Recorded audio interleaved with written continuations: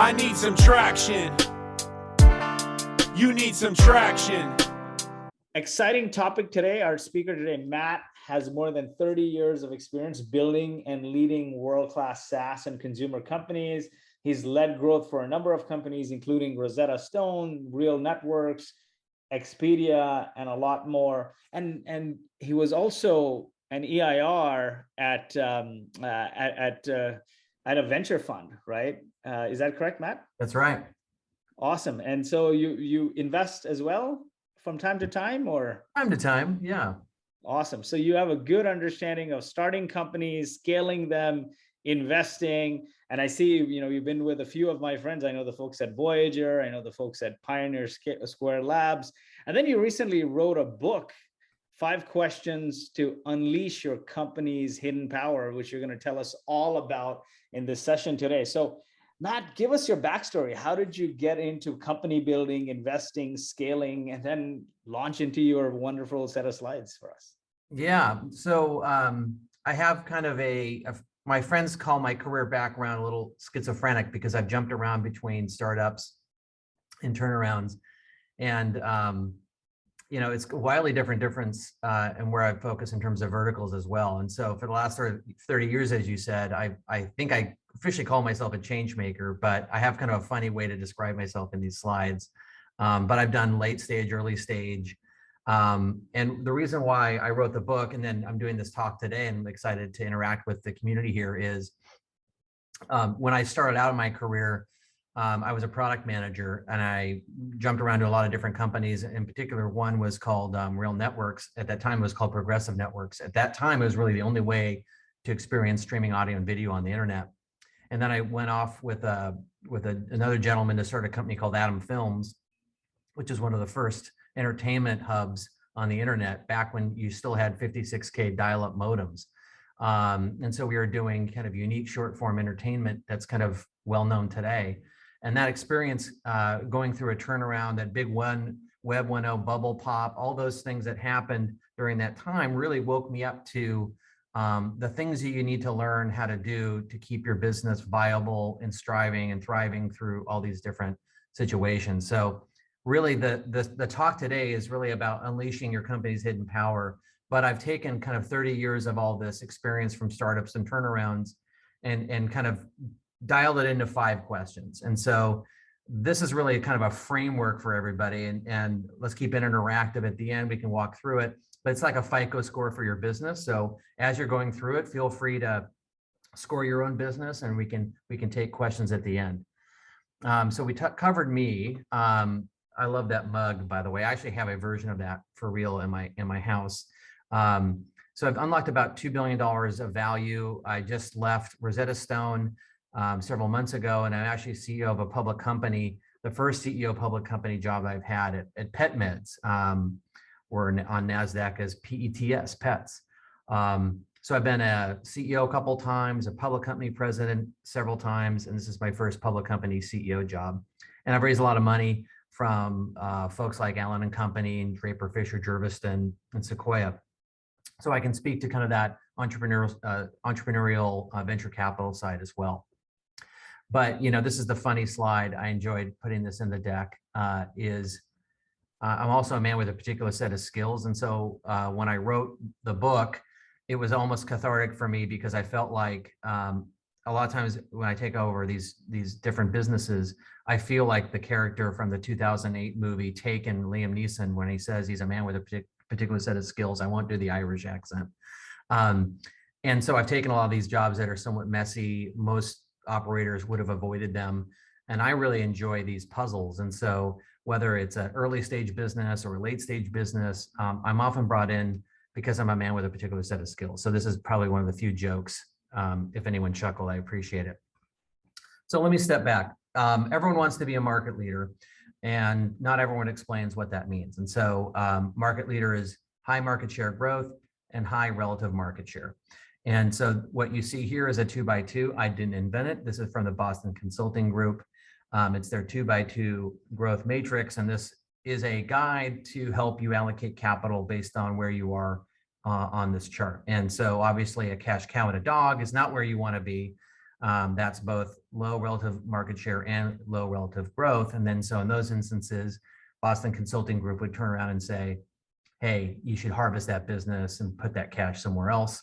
A question mark, think of that as a startup that has high relative growth rate, but not a lot of market share yet, and is striving to be a star, and everyone wants to be a star, of course. High relative growth, high market share. Those are your Amazons, your Googles, your Netflixes, that leader that's really compounding their business advantage over time. So not every business can be a star. I get that question quite a bit. There are businesses that can't be turned around. They should be harvested for their cash flows. They can't be high relative market share or high growth. There's a lot of mom and pop businesses that certainly don't need to be a star and they have high cash flow. But for a business that's going to be transformative, that's going to deliver long-term shareholder return or investor return, you want to be a star. The more you scale, it gives you a lot of options in terms of your unit economics, your ability to amortize your costs over a large base of fixed costs. There's lots of good reasons why you want to be a star.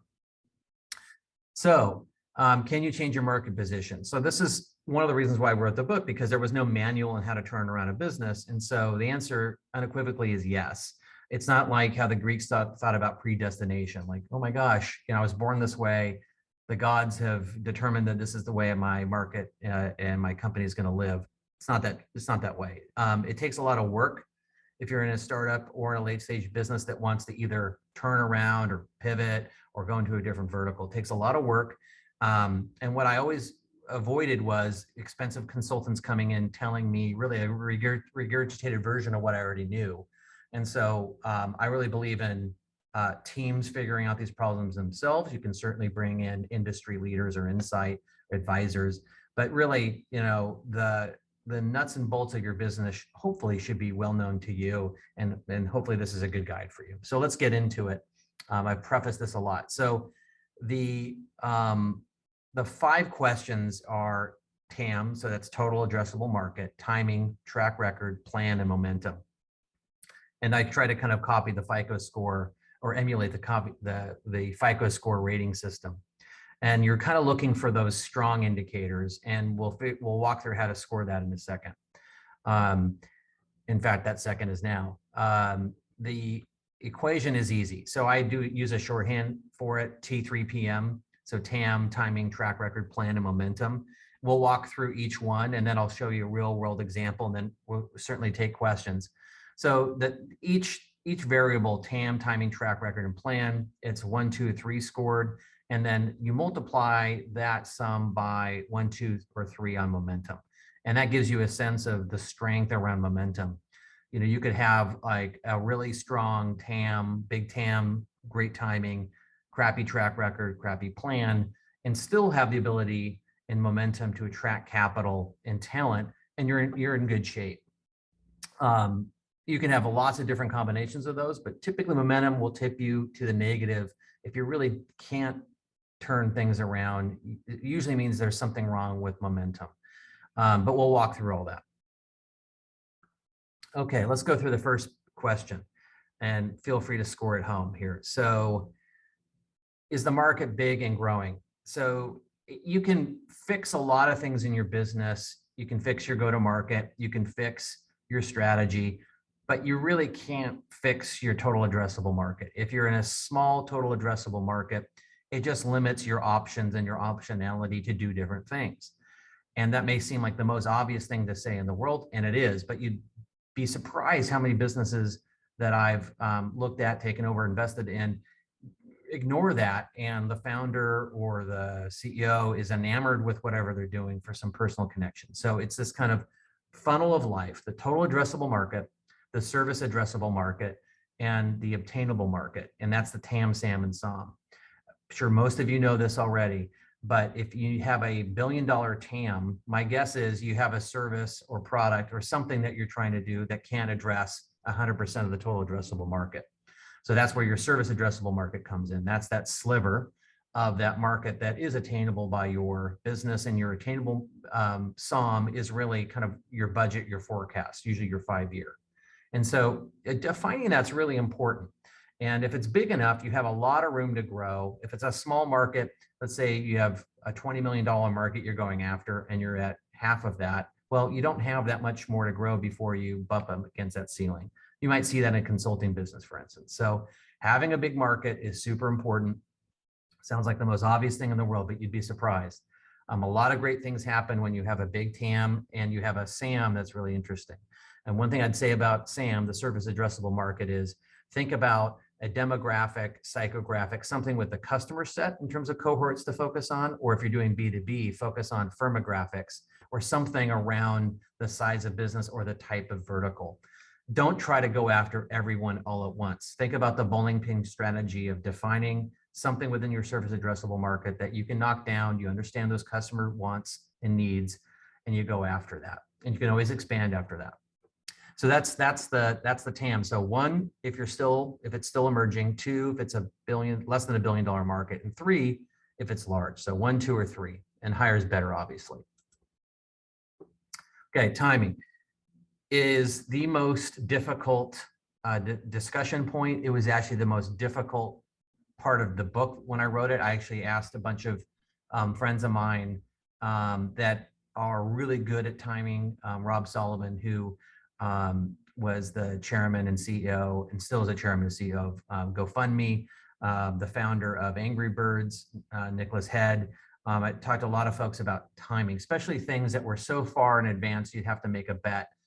How could you conceptualize that? And so most entrepreneurs or founders that are successful, when I talk about timing, they usually officially wave their hands and say, it was just serendipity. That didn't matter, but they're all officially lying. They're lying because they kind of believe that, but they usually have some unique insider edge that hasn't really been quantified to them. And so when you kind of break down what you want to look for in market timing, it's kind of two things. You want to be in a small but growing market. Sounds obvious, but I can give you tons of examples of businesses that don't focus on that. So a small but growing market. And then the second is there a technology or a behavior shift in that market that will necessitate very rapid change? And lastly, I'll bring up data breadcrumbs and I'll explain what that means in a second. So a market timing is super important in terms of that small but growing market. That's the first point. And if you think about an example, maybe think about Stripe. When you think about a business that years ago, I think you would have scoffed at it. If you're honest with yourselves and you saw the Stripe investor deck, you may not have invested because there were already PayPal and Braintree and a lot of people in fintech already. But they looked at that market and said, look, my service addressable market will be early stage businesses, and we're going to focus on mobile. And their go-to-market was 2 lines of code, super simple. And they focus on small companies that were growing really fast, and they broadened from there. And that's an example of a small but growing market, and focus on a service addressable market that was inside a large TAM. That's one example of good market timing. The technology shift and behavior shift are similar but different. Technology shift is if something already exists, a concept, infrastructure that already exists, but you just have to apply it in a different context. So you're not trying to convince people to use it. So for instance, using Stripe as that example, you would say that payments existed, mobile payments didn't really quite exist. They took kind of a traditional concept of digital fintech and they applied it to the mobile payments world. That would be an idea of around technology shift. They didn't have to invent the market. For a behavior shift, that's much more difficult. You're actually asking a customer to decide to do something different and create a new habit. So you think about Uber, you think about Uber Eats and Postmates. I mean, my God, I know when the first sign of the Armageddon is when my mom called me and said, oh my gosh, there's this thing called Instacart. It's amazing. So that's a behavior shift, and she's definitely a late stage consumer. Another example I'd throw out there is cloud computing. On-premise infrastructure, obviously been around for many, many years. And the move to cloud computing was definitely a change in behavior and still is to this day in a fast growing component of the market. So those are more difficult to predict, but you're looking for signs, and those signs you can get through data breadcrumbs. And there's a lot of science around growth hacking around this. If you're in the consumer space, for instance, some easy ways to test whether you're too early or too late in the market is to look at customer acquisition costs. So you can create low code or no code sites, a barely working product. You can actually drive people to landing pages to see if people will actually subscribe for something, trying to get an early indicator of what the behavior looks like for that customer, maybe test positioning, and also get a sense of how crowded the market is for the customer acquisition costs. If they're already really high and it's crowded, that's not a good indication that you're timing it correctly. You can look at also Google search history, and there's a lot of free tools out there that you can get a sense for consumer demand. You want a lot of consumer demand, but not a lot of competitors, for instance. Years ago, I was part of a company that did an eBay seller tool business, and there was like 10 plus competitors in it, and it was a very small market, small TAM, timing was wrong. And then when I joined as the CEO, we actually pivoted to a different business, and that's a completely different story. But it's really, really important to understand some of those early data signals, and I call them data breadcrumbs. And B2B has a whole other set of playbooks, but the more you can get a sense of early interest, adoption, customer acquisition costs, the better. And data breadcrumbs is a great way to do it. And when I spent some time at Pioneer Square Labs, they have a really good sense of how to spin up ideas and kill ideas very quickly. So anyways, that's market timing. This could be a multi-hour session, but give yourself a 1 if it's unclear. Give yourself a 2 if it's shifting in your favor, and then 3, yep, it's good for us. Again, TAM and timing, very difficult. Now we're moving into something that's more in your control. TAM and timing, not as much in your control. And this is really, do you have a good track record in the space? And there's 4 components to that: the customer value analysis, the competitive assessment, the supply chain strength, and the demand strength. And customer value prop, it's not necessarily what you'd think it is. And what I mean by that is, if you're doing a 2x2 analysis, which is kind of how I usually deliver my customer value analysis, you'd have perceived value and perceived price on either axis, with obviously very favorable if your perceived price, depending on who you're going after, is low and your value is high, you have an edge over someone who is the converse of that. You could actually be going after a higher end customer and your perceived price is high and also the value is high. So the meme around this value analysis is define who the customer is. That seems super obvious, but a lot of times when I see competitive analysis or customer value analysis, the company doesn't actually think about the customer they're serving. They're trying to solve a business problem versus a customer problem. So example of this is when I was at Rosetta Stone, we weren't focused on the consumer business. We are focusing on other things, and the consumer business actually had a lot of strength to it. But when you looked at it from a perspective of all language learning, then you looked at Duolingo with a free offering and maybe Babbel with a kind of a mid-tier subscription offering, you would have backed out of it. In fact, they did. What we ended up doing is actually going after a smaller cohort of customers that were more focused on learning language over a long period of time. There was some brand attributes that were associated with Rosetta Stone, intrinsically kind of acted different than these other segments. And so we are perceived to be high price, but we're also perceived to have high value. And so we packaged the product that way and marketed the product that way, and actually ended up growing the business pretty significantly, which had a pretty good investor outcome when we took the company private from being a public company late last year. So when you think about it, think about the customer in mind. For B2B, it could be a segment like you're going after SMB versus mid-market versus G2000. But think about what that segment, what that customer looks like, and then map your advantage or disadvantage, and then figure out if you have a disadvantage, is there an opportunity to increase your advantage. So competitive assessment, this is not the Harvey Balls and the chevrons that you see in most management consulting decks. This is flat out the baseball statistics of each competitor that you're going after: the revenue, the EBITDA, the funding, understanding really the levers they have in their P&L and their business model to compete with you. Competitive analysis on features is great. I'm a reformed product manager. I love to do it myself. But at this level of strategic planning and unlocking value, really understanding who you're up against and what levers you have is important. And as Bezos famously said, among many things, is your margin's my advantage. So if you can figure out different ways to compete on business model, more power to you. Those are hard to fight if you're an incumbent. And supply chain analysis, usually not the sexiest topic. I actually think it's a really fun topic because you can be a distributor, you can be a developer, or you can be an aggregator. The developer is, obviously the provider of the service. The publisher in some cases is someone that licenses the content or works with the developer to publish that through an aggregator or direct to a consumer. And the aggregator is the aggregator. They take supply and demand and they kind of make it happen. And there's a constant dance between aggregators, developers, and publishers. We see this all the time.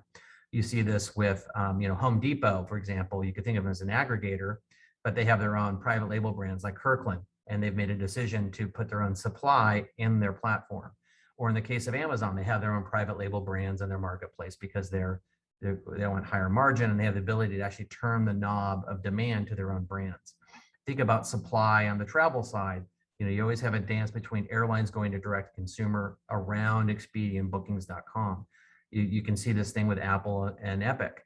All this is around advantage and being really careful to understand if you're building a business on someone else's dirt or real estate, how much leverage are they taking out of that platform? If you're working on top of a platform that platform is extracting a lot of value, AKA they're extracting a lot of fees and a rake out of that system, you got to be really wary and have a plan B in the back of your mind, which we've seen time and time again. And lastly, with demand strength, this is your ability to acquire net new customers profitably. And so again, back to some of the earlier statements on testing how to do spend, thinking about inorganic being paid or organic ways to drive traffic from the get-go is obviously really important. And understanding how to press the gas is really important. Pressing the gas means you have a handle on your unit economics and most importantly, your LTV, your lifetime value. So understanding that early on and having levers so that you're in control of your destiny of acquiring customers is super important. So that's that slide. And so again, this is really like a strategic planning session for a week that we covered in a couple minutes, but give yourself a 1 if it's too soon to tell, give yourself a 2 if it's a strong fit, and then 3 if you have advantage. Okay, last but not least, second last but not least, do you have an executable plan? Again, this is really in your control, just like whether you have a track record. So executable plans, there's lots of ways to look at them. I like to think of like the 4 big operating dials. Are you selling more to the same customer? So think about that as upsells and cross-sells and bundles. So they could be your existing products you're upselling and cross-selling to or bundling. It could be a third-party product that you do a rev share agreement with to incorporate that, but providing more products at checkout, increasing your average order value, or in B2B, maybe doing an ABM process to expand your current footprint inside a large company is the go-to. It's the best way to grow your business because you have some beachhead with the customer, whether it's a small pilot or a customer where you currently have some wallet share. That's your go-to. A lot of companies don't think that's sexy. I think it's very sexy to not spend more hard-earned dollars acquiring net new customers, and you can expand within a current customer base. Then there's the sell to new customers, and think about that as segment, geographic, and channel. There could be a geographic adjacency. So I have a product in the US, I want to actually go into Europe and sell it, for instance. Those are typically harder ones because you need net new team, maybe expertise, maybe localization of voice. They tend to be a little bit more expensive. You could always look for joint ventures, but that's one way to cut it.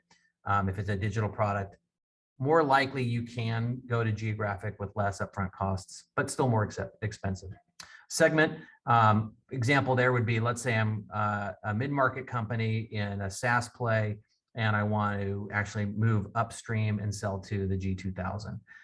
That usually requires a different sales process, maybe a different sales tactics and team, or kind of specialization in your team. And then certainly there'll be more configuration requests and more customization as you move upstream. So that would be an example there. And then channel, that'd be making a decision instead of going through a reseller channel where you're not directly selling a product or service and going direct to a consumer or a corporate customer. So those are examples there. More demand, which we talked below. More demand is always great, especially when it's profitable. And then being mindful about the portfolio of spend that you have. Always testing about 10% of your spend in terms of creative testing and experimentation to make sure that you're extracting as much as you can from a lot of channels. There's a lot of net new channels developing that I encourage everyone to explore, like CTV, which is what I think of more of a performance channel than it ever has been. in addition to the classics of Google and Facebook and other things. So lots of things to do in terms of more demand, but I would encourage everyone to have a portfolio view of their spend, of their acquisition. If you're in the consumer space, always think about performance, always be testing different channels. It's easier to do than ever. And then B2B as well. So understanding whether you're going to start specializing in an outbound team, which is very difficult, an inbound marketing team, understanding where to extract more demand is something that is in your control. And then the last one is buy it. So inorganically buying businesses. So if you're a public company, you have stock as a currency, you can buy businesses. Lots of things you could do. You could raise money and buy a business that's existing. It could be a tuck-in business, which is small. It could be transformative, but inorganic is a way to definitely speed things up. It all obviously costs you, depending if you're using debt or equity to finance it. But having an idea of where an acquisition does in terms of accelerating your returns and growing your business, that's another way to do it. When I was at Expedia, we primarily grew through acquisition because acquisition is really important in some markets. Being big and getting big really fast, especially if you're an intermediary, is very important. Being very big is very helpful in some of these markets where your suppliers have a lot of alternatives. So becoming more important actually not only is helpful in terms of revenue growth, but also strategically thinking ahead to that question earlier about the supplier dynamics of aggregators versus developers. So give yourself a 1 if it's not yet working, 2, got plan, no resources, and 3, we're ready to go. And lastly, the last question is momentum. Now, sometimes I've taken people through this, and I actually have a survey on my site, which is called startupwhisper.com, where there's a free version of this test, an assessment. A lot of people will say, Matt, is there really a scenario where you can't you have all good scores and you can't attract capital in the form of team and capital? And the answer is yes. And so some of that does come down to the CEO and founder, the investor making those decisions. It just could come down to like inexperience. It also can come down to you're not financeable for a variety of different reasons, but having the right capital and team is super important. This isn't a class on raising money. There's tons of great slide decks and approaches you can read about, and everyone's read them probably. But having the right team at the right time is a balancing act. So making sure that at the right stage of business, AKA if it's small, you don't overhire or you don't underhire. You hire kind of like a Goldilocks at the right time. And having those key positions hired is a long discussion, but I would encourage everyone to do things like, I like the classic 9-box assessment of looking at your successors and where they are in that 9-box of rising stars or folks that are actually good where they're at, and understanding where you want to go 2 or 3 years down the road in terms of where your HR plan is going to go in terms of your HR hires, your organizational structure, and the types of people you'll need down the road. Because sometimes the businesses that are the most successful in the early days need different sets of people in the later days. It's very unusual to see a startup of a business, a CEO founder, a startup of a business actually develop to be the CEO in later stages. So this is so important to take advantage of capital and team. That's why I multiply it by 3, and it's really the key determinant to your success. So let's do a real world example. I've been flying through that. Hopefully you're scoring it.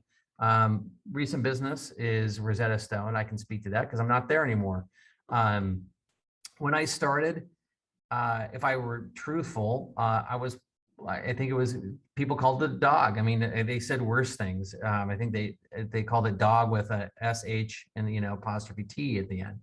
And it was actually a perpetual software business when I started. Didn't really have an e-com team that was able to scale. The product wasn't really designed for mobile. Lots of problems with it. In fact, it was still associated with a CD. It kind of felt like a CD business still, even in 2017. And so, that was a hard one, but it ended up being a 24. And the way I scored, I'm looking at my notes here. I scored it this way. So on my TAM, I scored it as a 3 because language had a $50 billion with a B total addressable market, with digital being just a small part of that. And so the bet there, which is playing out, is education goes from offline to digital more, and there's low penetration of digital. And so digital native companies should do better. And there's lots of inefficiencies there. Obviously, it's harder than that, but that's generally feels like a 3. In terms of timing, the second variable, that was another 3. Digital language learning products were taking off, a lot of growth, not just with Rosetta Stone, but other players like Duolingo and Babbel. And then COVID came along and actually was a huge pull forward in technical innovation and ed tech. And so even before that, it was a 3. And then through the COVID experience, maybe a 5 if there was one. All of our businesses, even outside of Rosetta Stone, we had a literacy business really accelerated. So that was definitely a 3. And track record, crazy edge in terms of brand, crazy edge meaning high brand awareness, like 97% brand awareness, but not really relevant. So I gave it a 1. Maybe it's unfair, maybe a 2, but really languishing, not growing, and kind of declining. So recent track record, when I started, I gave it a 1. And then the plan, there was lots of different plans, which is usually a flag if there's lots of different strategies and lots of different businesses. And so I scored that a 1 because the company was really doing too many things. And then momentum, since we're a public company, I had a good network of folks personally that I could pull in from the consumer space, and also had a good team at Rosetta Stone as well. Felt like team, and then the ability to invest was quite high. We had a pretty high operating expenses that I could reallocate to other things, so I didn't have to ask for additional capital. In fact, we gave some of our capital to our other business to help finance that, so it grew even faster. So I gave that a 3, and so it's insight score of 24. I've done this before, and by myself, and the score, I would be honest, typically is higher because I'm embellishing, I'm lying to myself that I can turn anything around. So when I do this exercise, I definitely like to do it with my team, because there's always somebody with a different personality type, with a different kind of neural diversity than I do, who's not as optimistic as I am. And it's always good to have the naysayers with the positive, take the hill approach operators. And so I like to do these exercises before I start a company, when I invest in a company, and they're really helpful to do as a team. So this is a team sport, and I think if Rosetta Stone, I had a lot of naysayers, but there were some folks that really helped me along the way to kind of give me a perspective of whether it was a business that could be turned around. So shorthand for this, just in conclusion, is T3PM, TAM, timing, track record, plan, and momentum. That's the inside score. This is my email, my website, how you can contact me. Obvious plug for my book, comes out in May 2022. If you sign up for my newsletter, I'll provide some free exclusive content for it. That's a real labor of love. Personally, I remember my last story on this, then we'll go to Q&A. I remember one of my investors in one of the businesses called Atom Films. It was an entertainment business that I mentioned to you. He had just published, he being Mike Moritz of Sequoia Capital, one of our investors, just published this slide deck called RIP. And it was the Web 1.0 deck on how to survive, a market downturn. And I had gone through that, and I had to lay off a lot of people. And I'd moved kind of partially down to San Francisco from Seattle. And, it was very hard coming from a world where everything was great to everything that wasn't great overnight, without having something to fall back on. And so it's like that old Warren Buffett quote, like, you never know who's naked until who's swimming until there's a low tide. So I really kind of stepped back from that experience and started creating these templates and frameworks so that no one would have to go through those experiences again. And so I hope you get some value out of this today. More than happy to open the Q&A. And thank you very much for attending. Awesome. That was a fantastic talk. I learned a ton, and good getting your examples. Let's kill the screen share for the Q&A portion, if you don't Got mind. it. Awesome. And then if there's any templates, feel free to drop them in the chat, and I'll take them we'll add them to the YouTube channel and the blog and whatnot. But some questions here that come to mind, and folks, feel free to drop your questions in the Q&A tab. One is, actually two of them.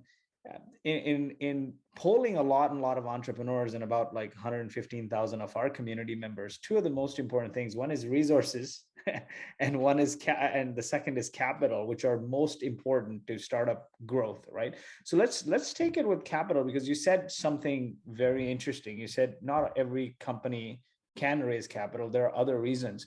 So in your mind, and from your experience at the Series A, B, and at this sort of growth stages, once you have product market fit, what are some key traits of a sort of company that can attract capital? What are some traits that a company needs to have? Yeah, and it's kind of like, let's say, I was going to come up with a fun analogy, but I think maybe I haven't had enough coffee.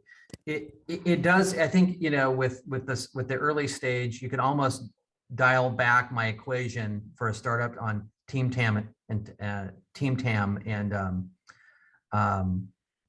and time, really. And so when I kind of think about that, I think, if you already have PMF, you're already product market fit, you're in a hot space, you're more than halfway there, especially in this market. It's pretty frothy.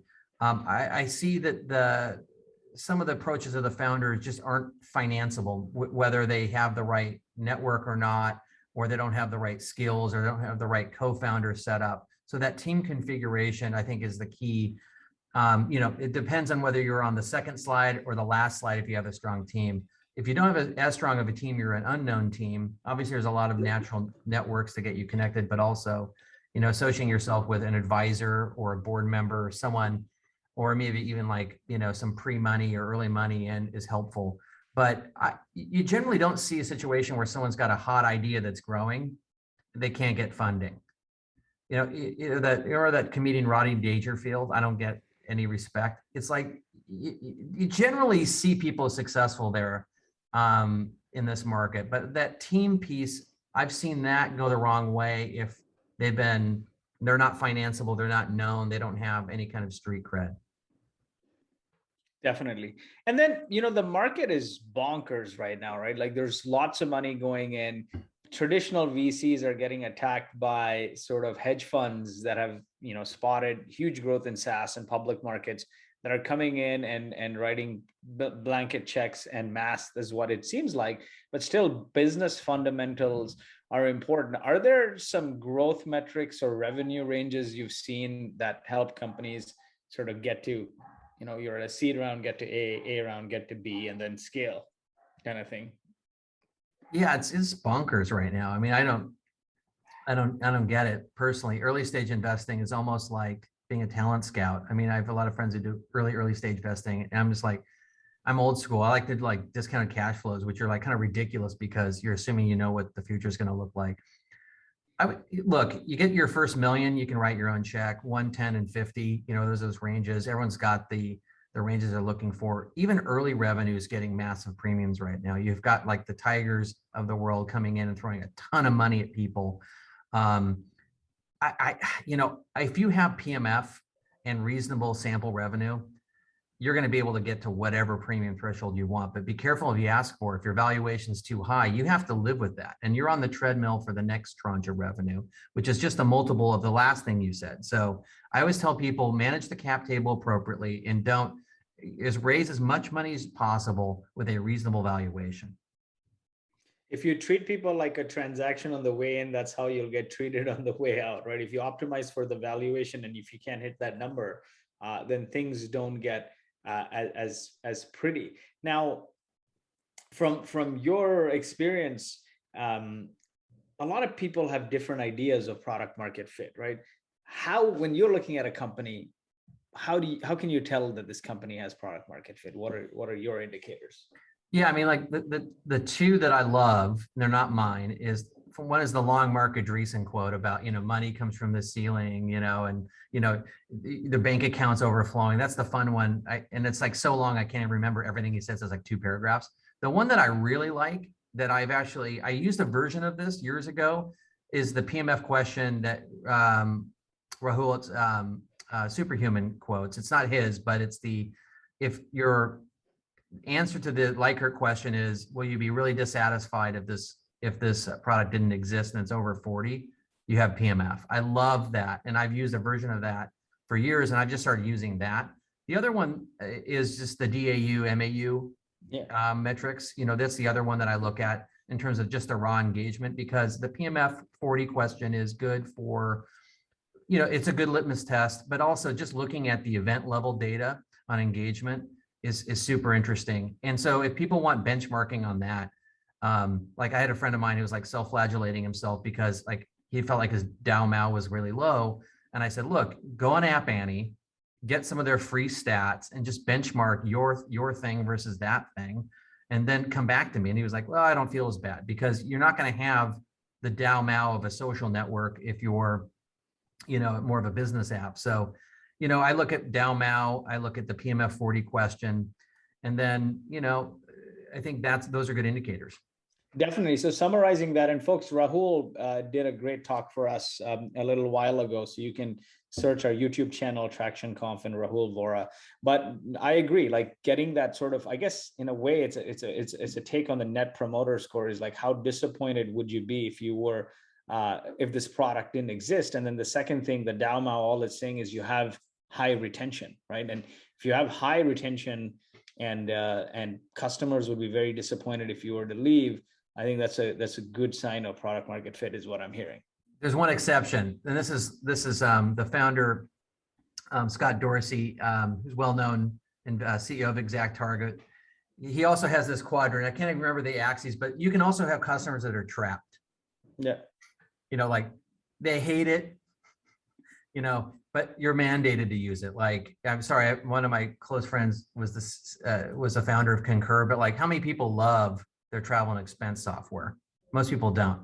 But the exception to all that is you could be trapped. That's typically like a B2B thing where your company mandates you use this thing. No one really likes it, but they did a great job selling it into procurement or the CHRO or somebody. So that's one exception to that. Definitely. Like, I mean, it's funny, right? Like, one of the key things is to make your product sticky, and you can make a product sticky if it's the system of record for something, right? Like a Salesforce, for example. And then it's just your data exists there, and the more you would lose if you were to leave, it's just a headache, right? And that's right. Back to the whole nobody got fired for IBM or for moving to IBM or Salesforce kind of thing. That's right. Let's move to talent for a second here. As you advise companies, you scale your companies, what are some key hires you make on the way to scale? Like, what are some people that you absolutely need? Yeah, at the earliest stage, and there's lots of debates about this, but I am a big believer on having the business founder. Let's drop the title for a second. Business founder and the technical founder. There's a Batman and a Robin. I'm a big believer in that. Now, occasionally you meet someone who's both, which has some kind of weird genetic hybrid, but I'm a big believer in that. And I'm a big believer in early stage of having high dev ratios to everyone else. And I lean towards product-led growth in terms of my bias for early stage businesses, because I think you can just sling code really fast and get a product up and running, and then the rest can kind of figure it out. The business-oriented founder can probably carry the load of biz dev or sales for quite a while, a lot longer than he or she thinks. As you scale, there's this really interesting dance between like the first 10 and the first 50, and that's always a very dangerous place. So I think once you get to specialization, then you have to hire some managers because you don't want all these direct reports. And I think that's the scariest one that you look for. And you try to hire someone who, in early stages, depending on the business, I like to hire more player coaches, someone who's actually can do the work, and actually manage people. And those are key hires. And then I would say the most critical one between 10 and 50, even before you get to 50 really quick, is the product manager, which is one of the hardest jobs to fill. I'm biased because I'm a reformed product manager. And that first product manager is very hard because the founder is typically the product manager. And so getting someone who's really good and appropriate for that business based on the wants and needs of the founder. Like if the founder isn't as technical, but there may be UI UX founder, getting someone who's a little bit more technical makes a lot of sense, but really kind of mirroring what that founder or technical product person doesn't have with a product manager is going to be really important. Definitely. I like that you're a reformed product manager. I think it's a great skill set to have. I started my career in product as well. What are the key traits of to be a good product manager? And particularly, you have this founder-led company, they're the vision, and then maybe at like, I don't know, somewhere between 10 and 50, you bring a product manager. Actually, we did the same. What are some skills that people need to identify this product manager? Yeah. And I would say most companies aren't that great at it. But the skill sets that you need are heart and math. Product management now is mainly stats.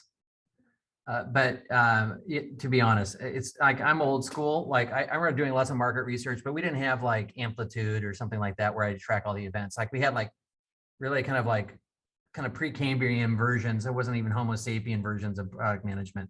But you need heart and math. You need empathy. You need to understand, the pain gain of the customer journey and really empathize with your customer. But you also have to be data oriented. And I think those are the combinations I look for. Otherwise, if you're more heart, then you're more Marcom kind of product manager, talking about positioning all the time, which is great, but you're going to miss all the key components and statistics around what's going on with your business. If you're too stats oriented, I think you build kind of robot products, and I was talking to someone who's an early Zynga person, and I love the Zynga people, but like Zynga built kind of like products that were really wired up for data. They're hugely successful at it. I think those good long-term product managers can do both heart and math. Definitely. I like that analogy of heart and math, a little bit of both, because ultimately it's people you're serving, and people don't care about your fancy dashboards and your technology. They're looking for outcomes. And you need a lot of heart to figure what those outcomes are and how to deliver them. At what point do you move from a player coach model to because you've led companies now at massive scale. At what point do you go from like, okay, initially it's the founders, small teams, everyone is like a IC, then you move to a player coach.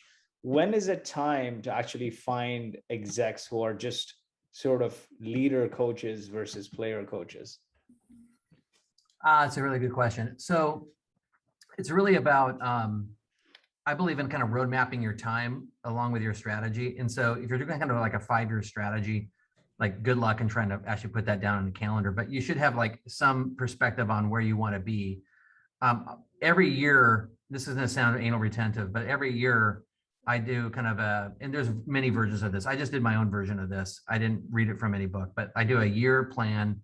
Then I dial it to quarter, month, week, and day.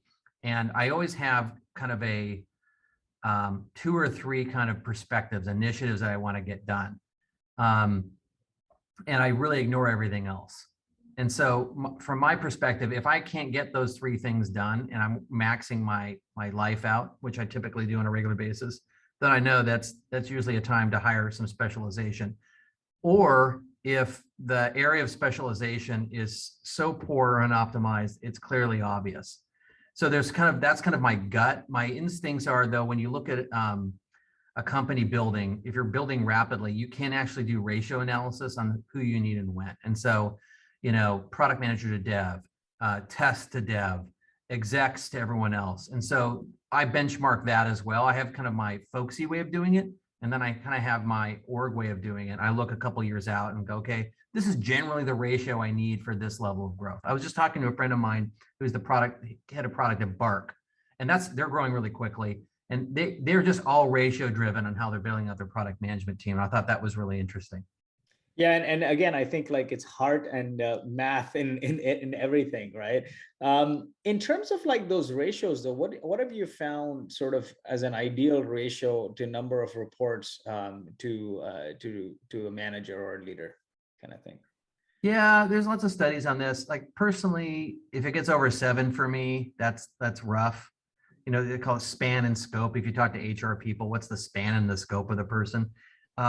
I think, 6 or 7 kind of gets to the limit. I think if you're a technical leader and it's a small team, I think you can get away with a lot more because it's really, you're doing daily stand-ups. It becomes really obvious. But at scale, I think, 6 or 7. Definitely. And having been in this leadership role across companies, what do you think is the key jobs of a CEO or a president in a company? What are the key functions that they should do day in, day out? Because a lot of people, like, you get to a point of scale and they're just getting in the weeds, but that's likely not the job, right? And that's when they start to like destroy themselves. Yeah, no, there's a clear line between being an art critic and an artist. Yeah. And when you're at scale, and you think about it, like you think about like if you quantify the amount of time you spend on something to get really good at it, you know, and I had to take this honest look at myself, like, could I spend all my time really diving into this query? Like I was actually trying to do something this morning. It took me an hour and I was just like, oh, this is taking me forever. Like that's actually unwise use of time. And so I think what I would say, the CEO, to answer your question, is you're an art critic. So it's capital allocation, it's strategy, big deals, big hires, and communication. That's how I define it. Definitely. No, that's fantastic. Strategy, key hires, big deals, and communication. I think communication is one of the most underrated things, right? The job of the leader is to inspire and excite people, and it's not a sort of one and done activity. You have to do this day in, day out, and a lot of people don't think of it that way. Do you like sort of recommend communication coaches to other founder CEOs that you mentor or advise? Because it doesn't come naturally to a lot of people, right? Yeah, no, I think coaching is awesome, whether it's formal or informal. And at any age, I had a lot of coaches, more mentors when I was younger. But you asked about coaches. Look, I've had some technical founders, friends of mine, like who couldn't articulate their way out of anything. And so, yeah, I think it's helpful to do that. There's a lot of resources for folks to do that. I also think mentors is super helpful. And so at Rosetta Stone, one of the board members who became still a mentor to me, is a friend of mine, was the former CEO of Coach and Toomey. I mean, he would literally text me in a board meeting what I'm screwing up on, or when I did something good. And was like, I want this AI myself. Like, it was like Lawrence in my pocket, you know, and he'd be like, okay, you nailed that. Actually, that sucked. You need to go back and say it's these three things. And so, whether it's formal or informal through mentors, absolutely. And the key thing about communication is, I'm extremely verbose, which everyone can pick up, but I'm always like, I always remember to do stuff like this. If you heard nothing from me today, if you can't remember anything I said, remember TAM, timing, track record, plan, and momentum. Just reinforcing some of those key things for media training is also important. So yes, if you're a founder, get media training. Definitely. Awesome. This is great advice. I'm going to drop a link to your book here. It's fantastic. And the recording will be on the channel. A couple more questions here. How do you make sure, as you scale, everyone on the team and across the company is well aligned with the overall strategy and goals? Like, effectively, how do you train the organization to make better decisions when you're not in the room? Frameworks and consistency. So, how much does a Subway sub cost? $5, I don't know, $6. It's $5 foot long. There's a jingle. Like, yeah. You got to make whatever you're measuring as an outcome, make it like one thing and make it like memorable. And so I used to kind of like sing a little song. I was so desperate, and turnarounds too, your habits are so ingrained. You have to get consistent on one thing. And then a framework. So like, to be honest, I like the V2 Mom framework from Salesforce, the vision, values, methods, obstacles, and measures. I think it's awesome. It's simple. It's one page. Everyone should know it. You publish it all the time. All your slides reference the things you're focused on, and the CEO posts his or her goals. I think V2 Mom's a great framework. I use it to this day. Awesome. Yeah, I love it as well. Your vision, values, methods, obstacles, and metrics. It's a great one. I've been a big fan of Benioff, and his book as well, Beyond the Cloud, is amazing. Kelly asks here, what are your thoughts on revenue-based financing, like alternative ways of finding capital? Yeah, you see that with SaaS businesses because obviously they're recurring and they're contractual. I'm a big fan of it. Look, if you can get the capital that you need without diluting yourself, go for it. Is there any I can recommend? Not off the top of my head, but yeah, I'm all for it. Yeah, definitely. I agree as well. I mean, like we've raised a 23 million USD Series A. We're at scale right now. We took a lot of debt as well.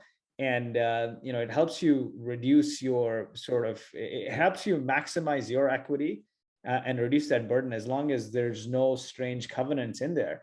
I'd recommend CapChase, actually. CapChase is getting a lot of steam recently, capchase.com. And email me, Lloyd at Boast AI. I can make an intro. CapChase gives you, I think, up to 1x or 2x ARR, something like that in that range. Or I think from like 50-60% to 1x ARR. And their interest rates are very low at 5 to 7% with no covenants. And then you can go to banks like Sterling, no covenants at all. It makes it very, very beneficial. So yeah, I'm a big believer in that as well. I'm trying to see what else. Any hacks along the way that you picked up in terms of recruiting? Because you mentioned one of the key jobs of a CEO is to also make big hires. I have a lot of friends who are executive recruiters. I use them. Executive recruiters use as a last resort. Your recruiting is your job. I actually allocate time just to go through LinkedIn myself. I actually have positions that I'm crazy this way. I'll have like, okay, I know in 2 years I'm going to need this, assuming I hit all my metrics. Yeah. I'm like, okay, I need that. So what are the relationships I'm going to cultivate now to do it? And so I dedicate time usually when I'm working out because it's boring. I go on LinkedIn, and I'll find people, I'll message them. I find something interesting about them. And, I'm always doing it. It's like a habit. I'm always on LinkedIn. I'm always reaching out to people. I'm always texting them. And then if it's a search that I feel like it's going to be outside of my network, because, I'm an old white guy. And so I'm very conscious that all my friends are kind of older white people. So like, I always try to reach out to people who are my diverse friends, which, my best friend's Mexican. My second best friend, don't tell him I said this, is African-American. I try to reach out to networks that aren't my networks as well, because I think it's a cop-out when you see people making non-diversity hires because they can't find that talent. So it's a muscle, do it all the time. And also, I think some of these groups that I'm in, like the University of Washington has a product management group that's focused on BIPOC product managers. You get a lot of great talent in some of these really bespoke verticals. Like if you want to talk to like someone who does, head of product at Salesforce and Netflix, they're there and they're like, hey, I'm trying to find a CMO. Can you refer me to someone from this network? Get specific about what you want, be intentional and network. Definitely. I couldn't agree with that more. As we've gone from a bootstrap company to venture back to like, we added up about 70 people in the last 5-6 months. And you got to be deliberate with hiring. I think like your mind as a leader then starts working in the direction of, as you talk to more and more good people, like how can we work together in some capacity in the future? And you start evangelizing them.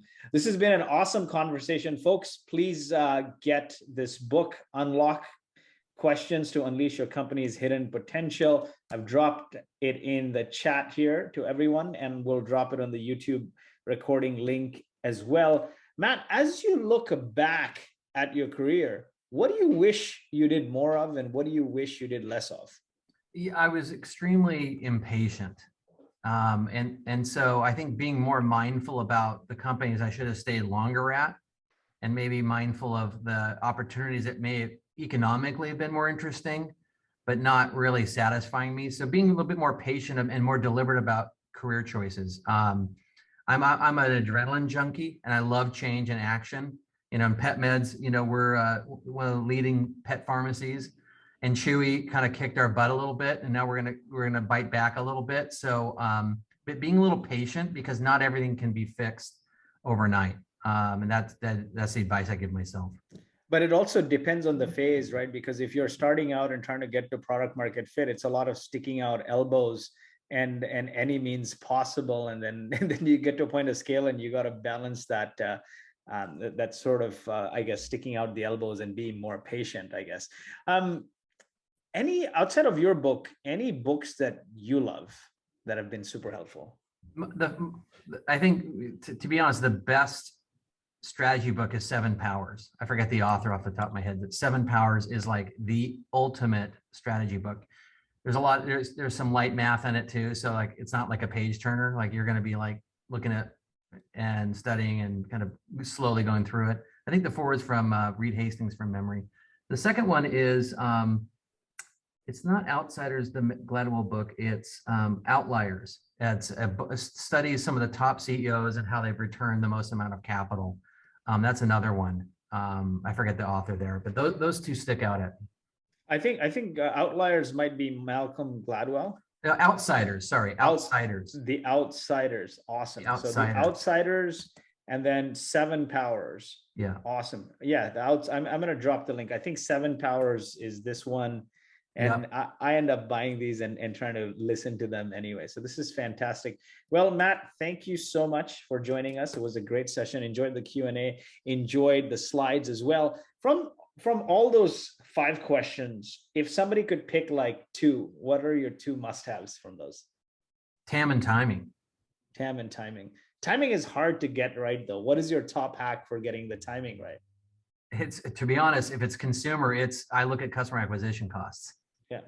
At Pioneer Square Labs, they burn through like hundreds of ideas and kill like 90% of them. It's customer acquisition costs, buying ads on Facebook, seeing if someone like, puts their intent like in an email or a page, broken 404 links, whatever it is. But if it's expensive to get a customer, probably means that either people hate the idea, don't like the idea, or there's a lot of people bidding. Definitely. Awesome. Well, enjoyed the session. Thanks so much for joining us. Wishing you great success, Matt. Have a back at you. And it sounds like, I should be interviewing you. I didn't realize you were scaling that fast. Amazing. We'll do that. Definitely. Thanks so much. I want to go to Vancouver. We'll do the conference in Vancouver in fall next year. But I think next year we're going to have 3 conferences. One in Vancouver, one in Toronto, and one in Austin. So I'll keep you posted for sure. And that'd be awesome. I love that. Awesome. Have a good one. Thanks, Matt. All right, you too. Thanks, Thank everyone. you.